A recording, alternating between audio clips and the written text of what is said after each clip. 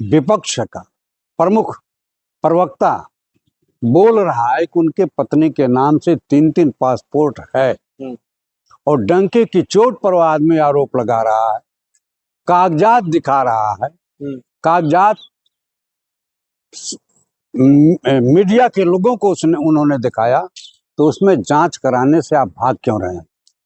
इसका मतलब है कि दाल काली ही नहीं, पूरी दाल काली है और उनके पत्नी के नाम से पासपोर्ट है। लेकिन आप लगातार दावा कर रहे हैं, पवन खेरा जी कांग्रेस पार्टी दावा कर रही है, लेकिन इस बात को लेकर के हेमंत बिश्व शर्मा चैलेंज कर रहे, कह रहे हम अब इसको कोर्ट में देखूंगा, असम के जेलों में घसीट कर लाऊंगा।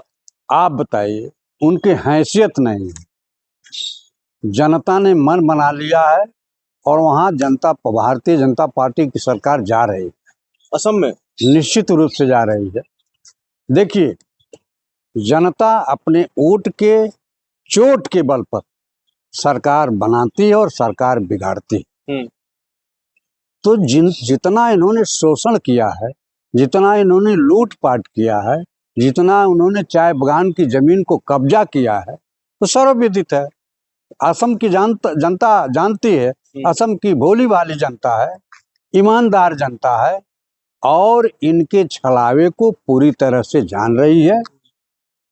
इनको नाको चना चबाना पड़ा है अब की चुनाव में।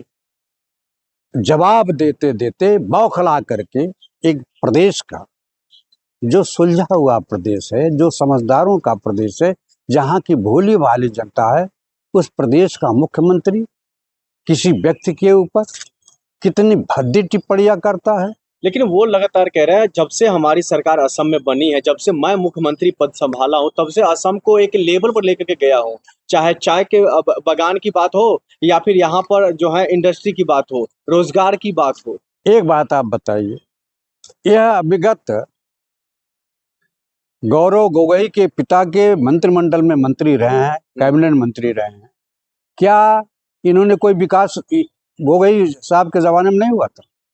असम को असम बनाने में गोगोई साहब का बहुत महत्वपूर्ण योगदान रहा है।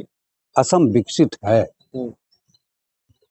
असम को लूटने का काम यदि किसी ने किया है तो हेमंत बिश्व शर्मा ने किया है। लेकिन वो तो कह रहे, जब से भारतीय जनता पार्टी के साथ में आया हूं, जब से यहाँ पर सरकार में आया हूं, तब से नरेंद्र मोदी जी के साथ आकर के हमने यहाँ पर लगातार लोगों को बढ़ावा दिया। देखिए, नरेंद्र मोदी बहुत बड़े चालाक और धूर्त राजनीतिक है। यह कांटे से कांटा निकालना जानते हैं।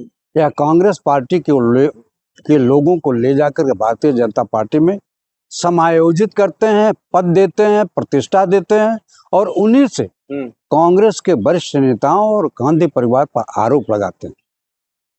लेकिन वो आरोप के पीछे कह रहे हैं, जो अगर बिना तथ्य का आरोप कांग्रेस पार्टी लगा रही है, पवन खेरा लगा रहे हैं, जिसको हम जेल भी भेजे बिना छोड़ेंगे नहीं। ये कौन होते हैं चुनाव आयोग के समय में? आज जब वहां चुनाव हो रहा था तो चुनाव आयोग के अंदर में सारी पुलिस होती है, सारे अधिकारी होते हैं, सारी ताकतें होती है। ये कौन होते हैं? और यदि इनके अंदर ईमानदारी होती, नैतिकता होती, सरकार के प्रति जवाबदेही, चूंकि नरेंद्र मोदी भी जवाबदेही देना नहीं जानते हैं, तो उनका मुख्यमंत्री भी जवाब देना नहीं जानता है। तो पवन खेरा जवाब दे देना, जो उनको सबूत मिला कहाँ से, तथ्य मिला कहाँ से। वो तो कहता है जो चोर की तरह कभी दिल्ली, कभी हैदराबाद, कभी तेलंगाना छुप रहा है। वो नेता है, कहीं जाएंगे क्या? नरेंद्र मोदी दिल्ली में ही बैठे रहते हैं क्या? नरेंद्र मोदी चाहे हेमंत बिश्व शर्मा क्या आसाम में ही रहते हैं, दिल्ली नहीं आते हैं? वो भी पार्टी के प्रमुख प्रवक्ता हैं, कभी हैदराबाद जाएंगे, कभी कलकत्ता जाएंगे, जहां चुनाव प्रचार हो रहा है केरलम जाएंगे, पांडिचेरी जाएंगे, कहीं भी जा सकते हैं। और गोकशी करके जिन लोगों ने गाय के मांस को विदेशों में सप्लाई किया, उन कंपनियों से 2500 करोड़ रुपया चंदा किसने लिया? नरेंद्र मोदी जी ने लिया। लेकिन इसमें असम के मुख्यमंत्री की क्या गलती है? असम का मुख्यमंत्री, हिंदुस्तान के जितने भी मुख्यमंत्री हैं, सबसे भ्रष्टतम से भ्रष्टतम मुख्यमंत्री असम का हेमंत बिश्व शर्मा है।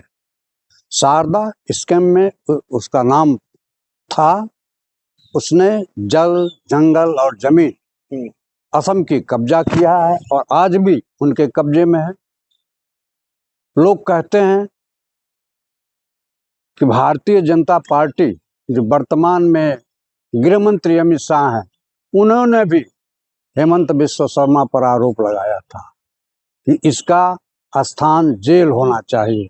लेकिन जब नरेंद्र मोदी के वॉशिंग मशीन में धुल करके वो क्लीन चिट उसको मिल गया, उसको भारतीय जनता पार्टी में शामिल करा करके असम का मुख्यमंत्री बना दिया गया, तो सारा भ्रष्टाचार उसको भारतीय जनता पार्टी की निगाह में खत्म हो गया। लेकिन मैं बधाई दूंगा कांग्रेस के प्रवक्ता, प्रमुख प्रवक्ता, जिन्होंने उनकी पत्नी के बारे में पूरा खुलासा किया और उन्होंने बताया कि इनके पत्नी के नाम 3 पासपोर्ट है, जो 3 देशों से बना हुआ है।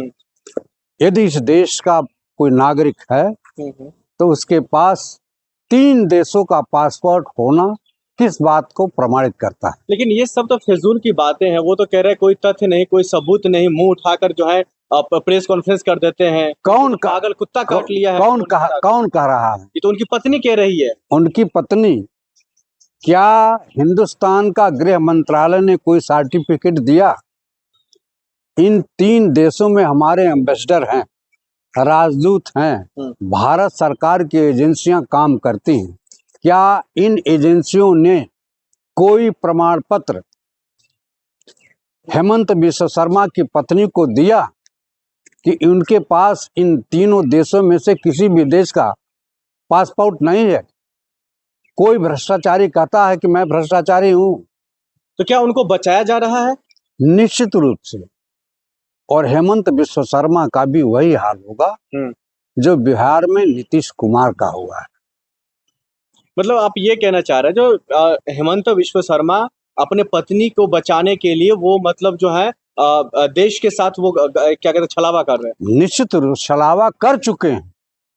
अगर छलावा नहीं करते तो 3 देशों के पासपोर्ट उनके पत्नी के नाम से बनता क्यों?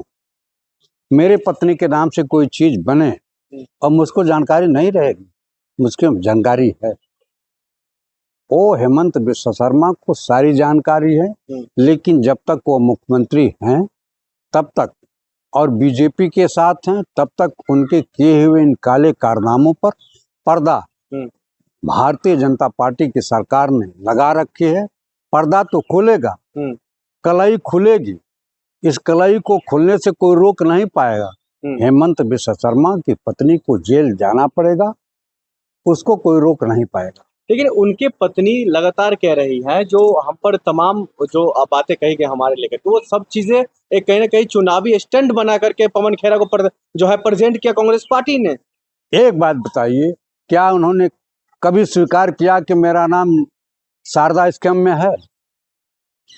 जबकि यही भारतीय जनता पार्टी की सरकार ने सीधे आरोप लगाया था बंगाल के बीजेपी के नेता के ऊपर और हेमंत बिस्वा शर्मा के ऊपर कि शारदा स्कैम में इनका पूरा सहयोग, इन्होंने पूरा लूटपाट किया।